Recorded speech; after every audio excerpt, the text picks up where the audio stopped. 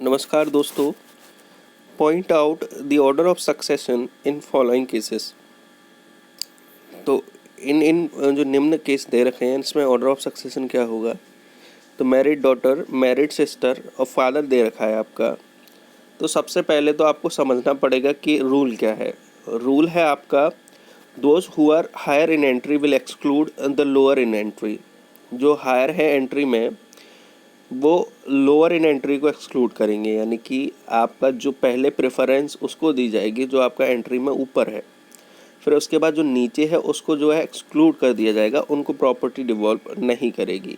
That is the general rule and it should be followed up. Likewise भी देखते हैं अभी क्या है।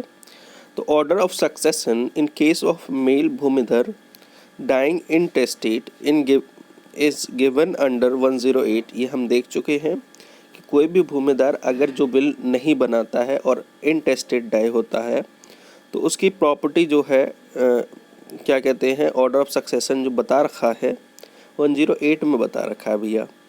एज पर सेक्शन 108 क्लॉज 1 क्या है, वेयर अ मेल भूमिधर असामी और गवर्नमेंट लेसी डाइज इनटेस्टेड। अगर कोई भी मेल भूमिधर है या असामी है या गवर्नमेंट लेसी है, वो जो है भैया बिना किसी प्रॉपर्टी को आपका जो है बिल बनाए ख़त्म हो जाता है वो बंदा।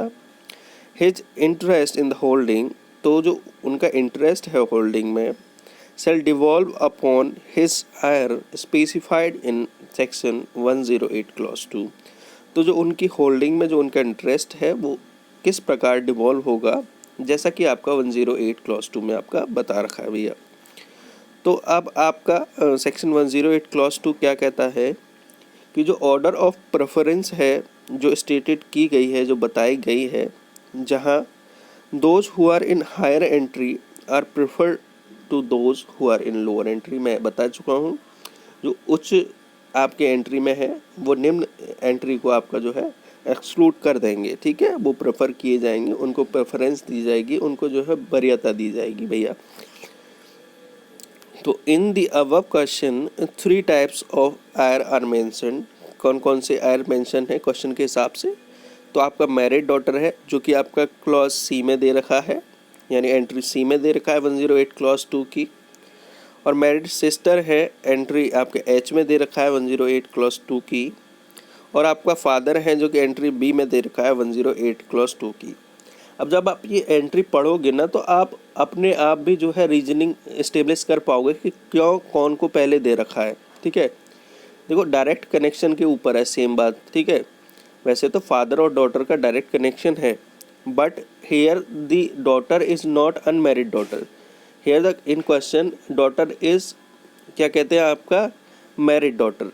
ठीक है, तो इस वैसे भी हमें समझ में आ रहा है कि father will exclude both of them. ठीक है, लेकिन फिर भी हम देखो क्वेश्चन के हिसाब से जाएंगे और मतलब हमें एक बार लिस्ट देखनी ज़रूरी है, तो हमें लिस्ट देखनी चाहिए। ठीक है, मैं बता चुका हूँ पिछले क्वेश्चंस में, तो आप वो जाके देख लीजिएगा।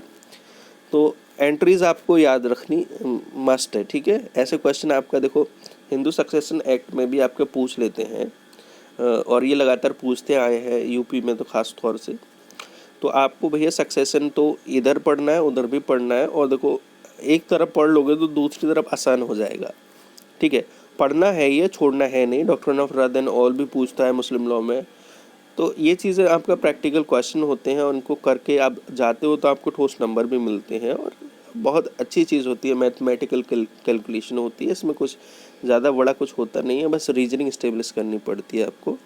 ठीक है भैया, तो अब इसके हिसाब से आपको क्या लग रहा है कि father will exclude both of them ना, यही हुआ है। देखिए, thus in above the case whole property self devolve in favor of the father as he is entry B to the exclusion of married daughter and married sister who are in entry C and H respectively. ठीक है, as those who are in higher entry are preferred to those who are in lower entry and exclude those who are in lower entry। समझ में आ गया आपको।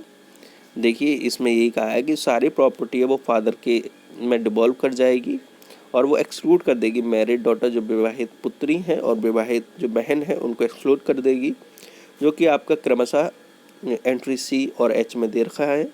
ठीक है, क्योंकि जो आपका उच्च एंट्री में होता है वो निम्न एंट्री को आपका मतलब उसमें जो है उच्च एंट्री को वरीयता दी जाती है, और जो उच्च एंट्री होती है वो एक्सक्लूड कर देती है, वो आपका बाहर निकाल फेंकती है, या उसकी वजह से जो है जो लोअर एंट्री को कुछ नहीं मिलता है। ठीक है, ये आपका क्वेश्चन आपका कंप्लीट होता है।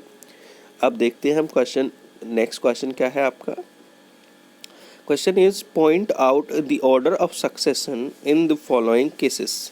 ठीक है, यहाँ भी आपका आ गया, when a female bhumidhar dies leaving behind her the following: A husband, B son, C married daughter, and it was self acquired holding. ठीक है, अब आपका ये एंसेस्ट्रल नहीं है, ये सेल्फ एक्वायर्ड होल्डिंग है। ठीक है, तो आप देखते हैं, हम इसको पढ़ते हैं, क्वेश्चन को आंसर पढ़ते हैं। Order of succession in case of female bhumidhar dying intestate, वो आपका बता रखा है 110 में आपका। तो 110 में ये बता रखा है जहाँ भूमिधर, जो फीमेल भूमिधर है या असामी है या गवर्नमेंट लेसी है, वो आपका जो है उसका होल्डिंग में इंटरेस्ट जो है कैसे डिवॉल्व करेगा। ठीक है, मतलब वो आपका 110 में बता रखा है, तो 110 के हिसाब से जो है जो हायर एंट्री है वो लोअर एंट्री को आपका जो है प्रेफर की जाएगी। 3 टाइप के दे रखे हैं। ठीक है, हस्बैंड दे रखे हैं, सन दे रखे हैं, मैरिड डॉटर दे रखी है। आपको क्या लगता है सबसे पहले प्रेफरेंस किसको मिलनी चाहिए? अगर आप क्वेश्चन को पढ़ते भी तब भी आप जो है सन को जो है पहले देते प्रेफरेंस। ठीक है, और इसमें भी देखो ऐसे ही दे रखा है, हस्बैंड की एंट्री बी में है जबकि सन की एंट्री ए में है, और आपका जो विवाहित पुत्री हैं उनकी जो है एंट्री सी में है। तो A will preferred over B and C ना, तो ए में आपका क्या दे रखा है, सन दे रखा है, यानी एंट्री ए में। वैसे क्वेश्चन के हिसाब से ए में हस्बैंड है, लेकिन जो सेक्शन 110 की एंट्री के हिसाब से सन आपका जो है एंट्री ए में है। तो जो entry A will exclude the entry B and C, that is perfect I would से।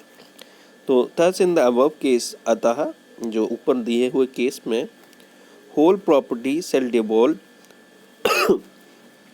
जो पूरी संपत्ति है वो डिवॉल्व करेगी in favour of the son, son के फेवर में डिवॉल्व करेगी, as he is entry A to the exclusion of husband and married daughter who are in entry B and C respectively, as those who are in higher entry are preferred to those who are in lower entry and exclude those who are in lower entry। ठीक है, तो ये आपको समझ में आ गया होगा।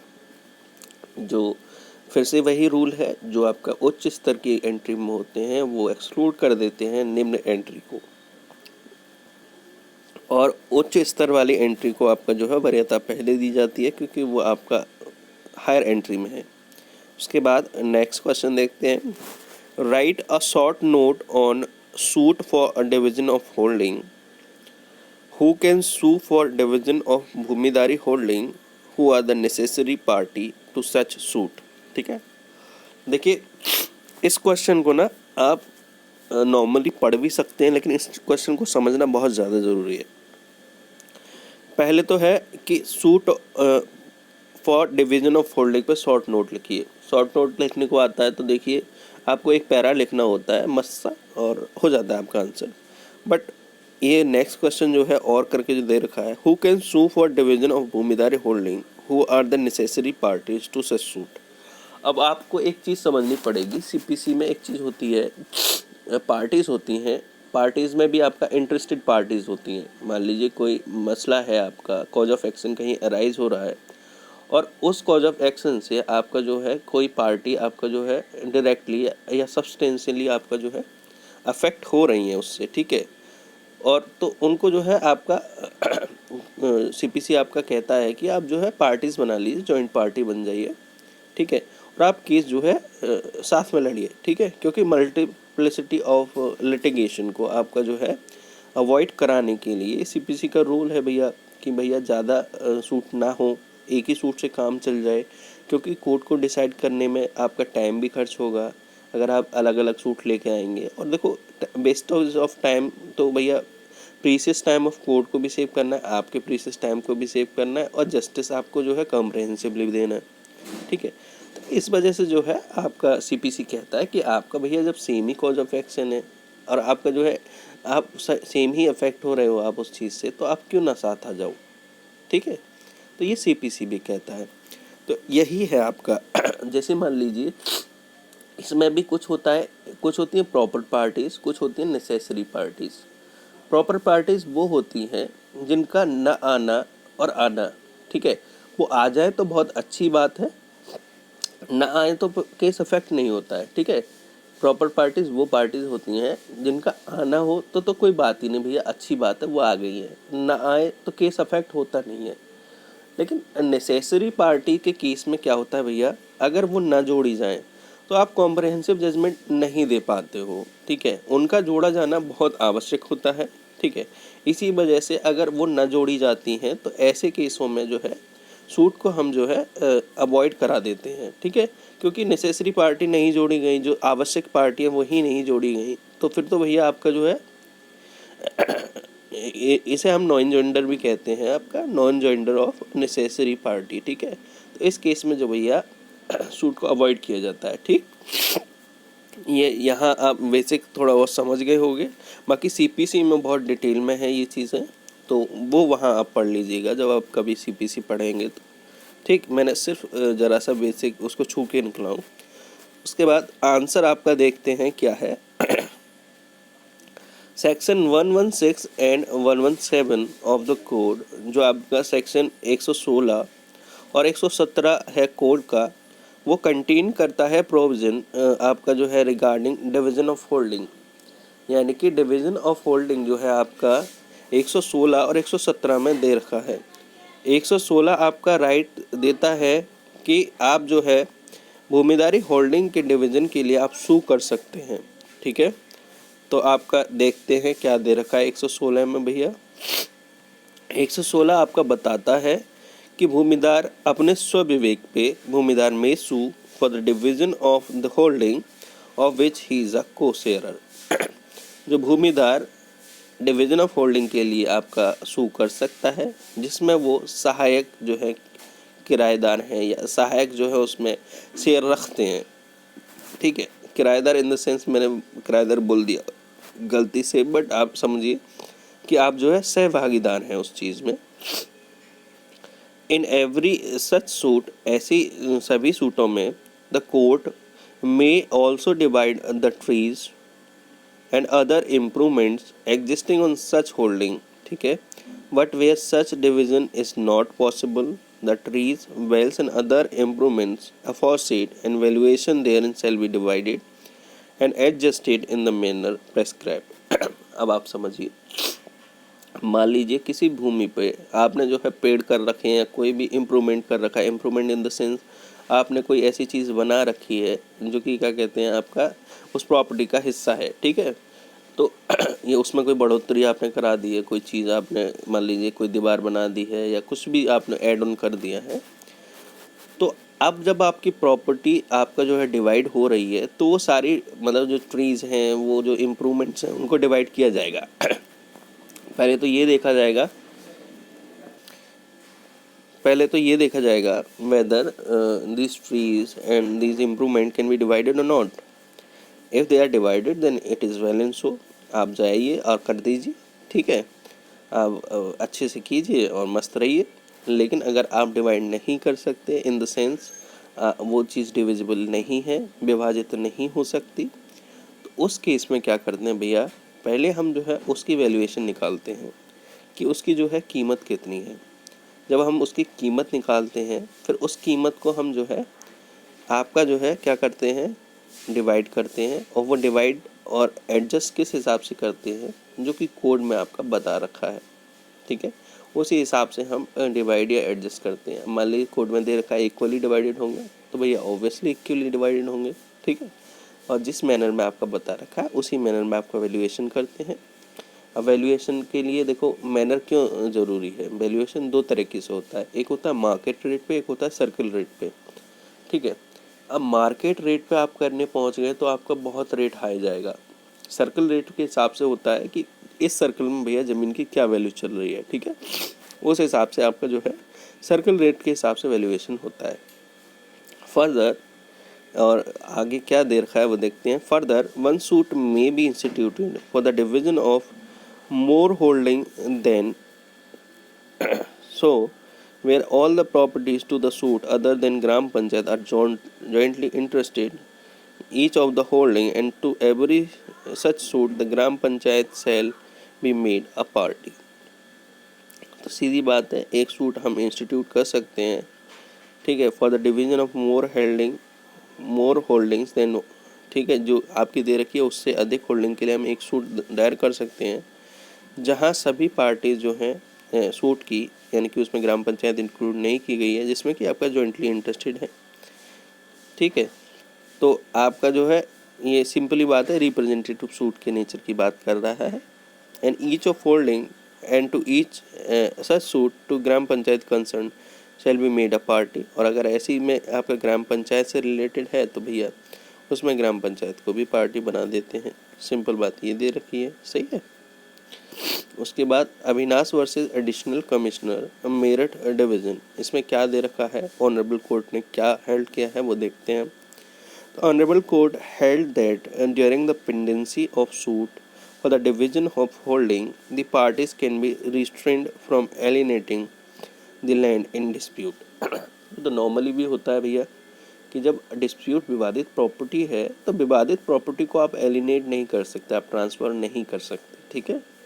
ये मना किया गया है कि आप जो है भूमिधर जो आप पेंडेंसी ऑफ सूट के दौरान आप जो पार्टी हैं, कृपया करके आप जो है ज़मीन को एलिनेट ना करें। आपके पास पार नहीं है, आपके पास शक्ति नहीं है कि आप जो है एलिनेट कर पाएँ। तो ये चीज़ इसमें जो है Avinash versus additional commissioner Meerut division वाले केस में जो भैया ऑनरेबल कोर्ट ने हेल्ड किया था। उसके बाद duties of court in suit for division of holding के केस में ऑनरेबल कोर्ट की क्या क्या ड्यूटीज़ होती हैं वो देख लेते हैं। Section 117 provides that every suit for division of holding under section, ये पर्टिकुलर सेक्शन 117 जो दे रखा है, ठीक है, इसमें आपका क्या है, shall be in the court of assistant collector. तो किस में होगी, आपका असिस्टेंट कलेक्टर के उसमें होगी कोर्ट में। और असिस्टेंट कलेक्टर सेल क्या करेंगे, वो फॉलो करेंगे कौन सा प्रोसीजर, जो कि आपका प्रिस्क्राइब दे रखा है। और apportion the land revenue payable in respect of each such division, ठीक है। आपका मान लीजिए लैंड रेवेन्यू आपको 1000, आप 3 पार्टीज हैं मान लीजिए, ठीक है। अब 3 पार्टीज में आपका जो है लैंड रेवेन्यू आप 1200 रुपये देते हो, तो अपोर्शन आपका किस नेचर का होगा कि आपको जो है हर एक को 1/3 पार्ट पे करना पड़ेगा लैंड रेवेन्यू का। तो इसमें यही कहा गया है बी वाले पोर्शन में, apportion the land revenue payable in respect of each such division. और ऐसी डिवीज़न के रिस्पेक्ट में जो भी आपका लैंड रेवेन्यू पेबल होगा उसको हम अपॉर्शनमेंट करा देंगे, उसको जो है उसी हिसाब से जो है हम जो है हम तय करेंगे कि कितना कौन पे करेगा, ठीक है, कितना पोर्शन कौन पे करेगा। Further, division of holding under section 116 shall not affect the joint liabilities of the tenure holder thereof in respect of the land revenue payable before the date of final decree, ठीक है। यानी कि जो division of holding है, ठीक है, मान लीजिए डिवीजन ऑफ होल्डिंग हो गया तो उसमें टेन्योर होल्डर की जो जॉइंट लाइबिलिटीज़ थी, जॉइंट लाइबिलिटी मींस जैसे लैंड रेवेन्यू पेबल था आपका जॉइंट लाइबिलिटी, जैसे मान लीजिए मैंने 1200 वाला केस बताया, 3 बंदे थे, अब उनकी जॉइंट लाइबिलिटी लैंड रेवेन्यू की कितना है, 400 रुपया है कि नहीं भैया। तो जो 400 रुपया है तो वो भैया आपका पेबल होगा, सही है, वो फाइनल डिग्री से पहले आपका पेबल होगा, ये वाली बात कही गई है इसमें। तो इस सेक्शन में आपका जो है इंटरेस्ट को सेव करने के लिए ऑब्वियसली यार, क्योंकि देखो इसके रीजनिंग तो यार आप समझ ही सकते हो ना क्यों आपका जो है इनको कह रहा है, वो इसलिए कि इंटरेस्ट सेव हो सके भैया पार्टीज़ का। जब कोर्ट ऑनरेबल कोर्ट ने फाइनल डिग्री जब तक पास नहीं करी है तब तक आपकी ड्यूटीज है, यू आर बाउंड टू पे दी लैंड रेवेन्यू, ठीक है, जिसके लिए आप जॉइंटली लायबल हो। उसके बाद नेक्स्ट देखते हैं, what is surrender, who all can surrender under the UP revenue code 2006 and what are the consequences of surrender. देखिए ये टॉपिक नया आ रहा है, ठीक है, नए नेचर का है, तो उसको नई वीडियो से करेंगे। बहुत इंटरेस्टिंग टॉपिक है सरेंडर का। सरेंडर का बस ये समझ लीजिए, आप में कोई चीज़ थी, आप जो है समर्पण करते हो किसी भी चीज़ को। सिंपल बात ये है, जब आप जैसे कहते हैं ना, अरे भैया उसने सरेंडर कर दिया, सरेंडर होता है आपका समर्पण। Surrender is not always in case of like you have committed a crime and you have surrender in case of property also, ठीक है। जब आप समर्पण करते हो अपनी प्रॉपर्टी के, हम नहीं ले रहे, ठीक है, it is a kind of waiver you would say, but it is not waiver at all, ठीक है। मतलब काइंड ऑफ वेवर कह सकते हो, बट आप जो है सरेंडर कर रहे हो, ठीक है। तो उस चीज़ में आप देख लेंगे हम आगे क्या होता है ये, ठीक है, गिविंग अप और रिजाइन, ठीक है। तो ये एक तरह से सरेंडर होता है प्रॉपर्टी में, तो वो देख लेंगे हम, सही भैया। बाकी अगली वीडियो में हम देखेंगे क्या होता है ये। धन्यवाद।